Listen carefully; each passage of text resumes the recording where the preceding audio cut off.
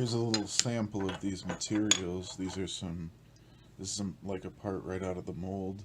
This is a really rough part, but this is like a business card. This is 14 grams here, but you get an idea. It's not, you know, plastic, and I mean it is. You know, obviously it is plastic, right? Because it's, you know, technically plastic. But the way it's compression molded, the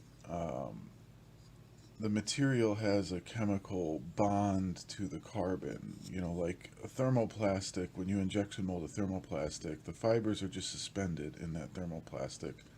The chemical bond between the fibers and the molten thermoplastic is merely that of pressure, and there becomes no chemical bond, right?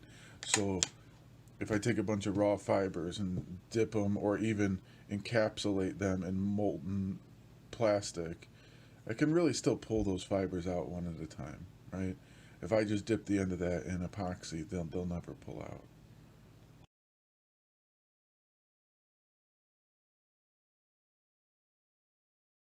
Here's another example of one of the parts. This is an unpainted part. This just shows the polish from the molding.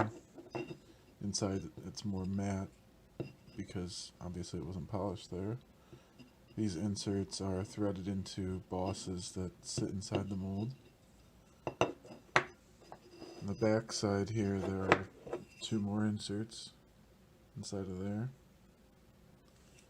and that gets molded at the same time. So inside the mold there was a core. In that core was a slot. You would slide the plate and that core together, and then you would thread the little inserts onto some posts, and then that got dropped inside the tool, and the tool got closed up in these directions.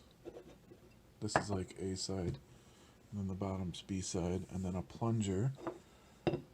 The plunger had these threaded inserts on it, was pushed in like this into the tool, and the lump of material would sit like right here in the tool, and it would go all the way around the outside and create that net shape. So when I saw that it could create this detail, and it was a ball of material over here, and we did it with a Harbor Freight press, I went, oh, there might be something here. I expected to see a bunch of carbon here and a bunch of resin here, you know, like clear resin, and then the carbon all here, but the carbon flowed. And this part, I've never gotten to fail. I was able to crack 3 of these inserts out in a failure. The fourth one stayed in, but it wasn't, I mean, you could rip it out if you wanted, but yeah. That's just a bit of a longer story on this part. I'll send you some images of the tool design so you get an idea for what that looks like.